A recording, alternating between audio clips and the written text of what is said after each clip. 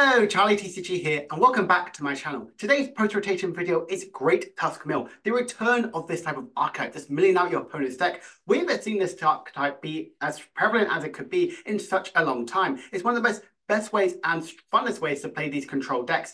Control has been on an absolute tear right now in the sort of Scarlet Violet metagame right now, especially since Paradox Rift. And honestly, it shows a good balance of a healthy metagame where control decks can actually do really, really well. So in today's video, we're going to break down what exactly this deck actually does. It's matchup-wise, kind of the thoughts and feelings about where I think this deck could be poised, and honestly, if this is a good deck which you should start to be testing, especially in post-rotation. So what exactly does this do? Great Tusk has 140 HP and Ground Collapse Earth's attack for a double turbo, and gets to discard the top card of your opponent's deck.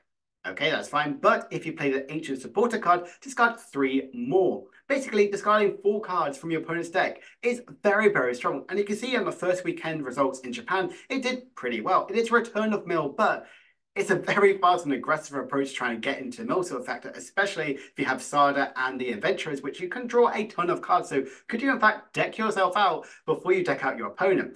But in this video, I'm going to break down exactly how that can kind of not be a case. So this is my build right now, and honestly, it is a ton of fun, which is weirdly to say about a control archetype. We play 4 copies of Great Tusk, 1 Radiant Greninja, and 1 Pidgeot V, and those are the only Pokemon you play. For Great Tusk, because we really need that one, we play Heavy Ball, we play Nest Ball, we play Artisan, so you have multiple ways to try and get out a full board of this and Great Tusk, especially in the early sort of game. Radiant Greninja because it helps fuel the likes of Professor Sada's Vitality, so you can constantly use that sort of attacking option by getting those energies in the discard pile. And that Pidgeot V is basically so you don't really deck yourself out. You can constantly kind of use that Ground Collapse, even if it's discarding just 1 card, but Pidgeot V can just always be in the deck. You just pop it on the bench, pop it back into the deck, and it's constantly a way for you to never really deck out, and it's a really good, strong sort of attack, sort of like preventing it in that game. 1 copy of Heavy Ball, I really like Heavy Ball to get any of your Great Tusk, especially your Great Greninja and Pidgeot V, if they are prized. You're never taking a prize card, so you desperately need your Heavy Ball.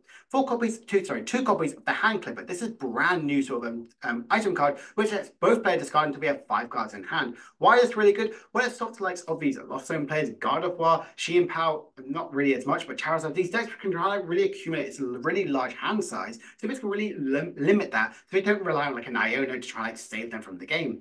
I think it's a very, very strong. Yes, you do discard 5 cards from yourself, so you've always got to be careful. 3 copies of Ancient Vessel to kind of get those energies, you get fuel for discarding, so you can use Sada, so it's honestly very good. And we also play 3 copies of Super Rod and Power Pad. Now, why do we play such a high count of these ones? Well, we can obviously reuse our attacking options, reuse our supporters, because we always need to play a supporter to really activate that Ground Collapse. Plus, also, like I mentioned before, you go through your deck very, very quickly, so kind of like having these ways around it is really, really strong. Then we also play 4 copies of Crushing Hammer. What would it be a control archetype without this really limiting your opponent's energies on the field? I just think it's a very, very strong card. You could obviously replace it with Trekking Shoes if you desperately please, if you want to like draw through a deck very quickly. But I really like Crushing Hammer to be that disruptive capability on your opponent. 4 copies of Pokegear to try and search your way into those supporting options. 4 copies of Countercatcher. We don't play boss. We're not playing any ways to try and draw some prizes, though technically we can, but we're never really going to do that one. So Countercatcher is a really good sort of inclusion for the deck. So that's also 4 Nest Ball. Try and get out your Pokemon as quick as possible.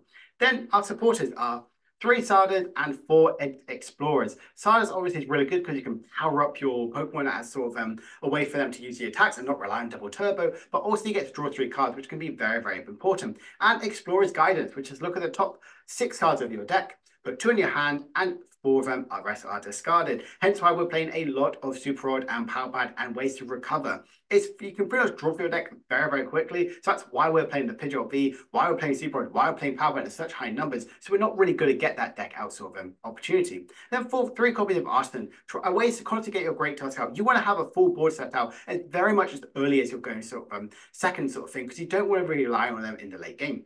Then our cool cards, we play 1 Hero's Cape and 4 copies of the Ancient Booster Capture Energy. Hero's Cape makes Great Tusk have 240 HP, whereas Ancient Booster Capture Energy makes them have 200. It's a huge amount of damage output, especially for some people to KO these big pretty much these big 1 prize Pokemon.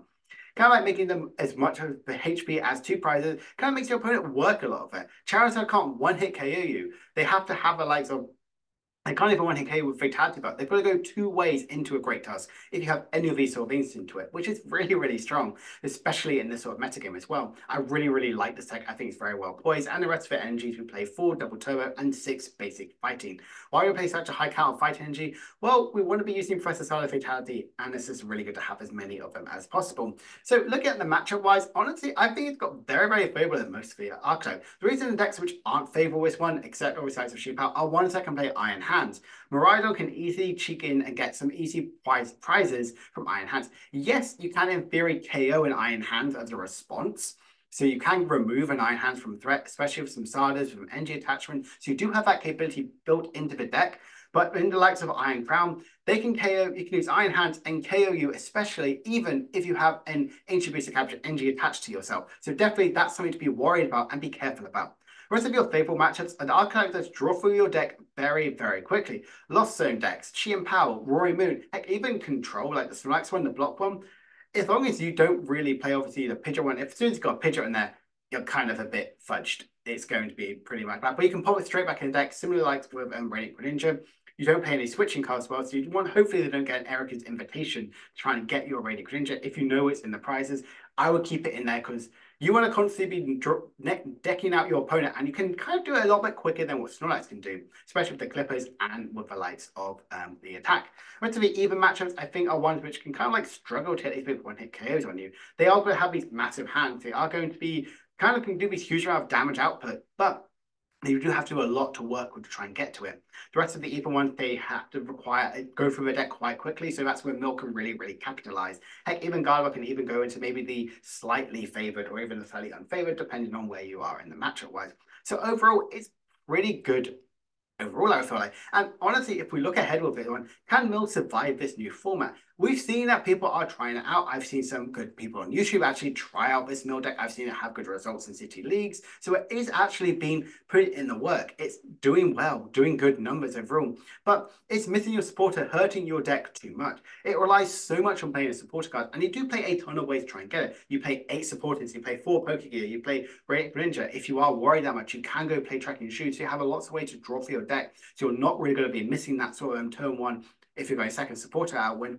But overall, it is a new fun way to play Control. I honestly think it could be a really good introduction with some people into the Control archetype. I think it's very, very strong, very, very powerful. We just have to see exactly how it's going to evolve in the metagame. And if I'm honest with you, I think this deck is going to be a ton of fun and definitely be a way to be prepared and test against it. If you are testing for EUIC, if you just want to know a little bit more about press rotation, or if you just want to have an inkling about what Control is, I think this is a very good sort of starting place. You don't rely on too much on playing the block clack, which does take a lot of thought process, but Great Tusk Mill is fun. We saw Durant do really well. That was back in 2011, and I feel like since then, Mill hasn't been as strong as it once was. But this one here, we might finally see Mill kind of like return from the ashes sort of thing as an ancient Pokemon. So if you enjoyed this video, please make sure to like and subscribe and comment down below. Will you be trying out this deck? Is it too fun? Is it too toxic? Or is it a deck which you just want to stay away completely and never hope to match up with it in the tournament? So my name is TCG. I hope you guys enjoyed this video. See you guys later. Bye for now.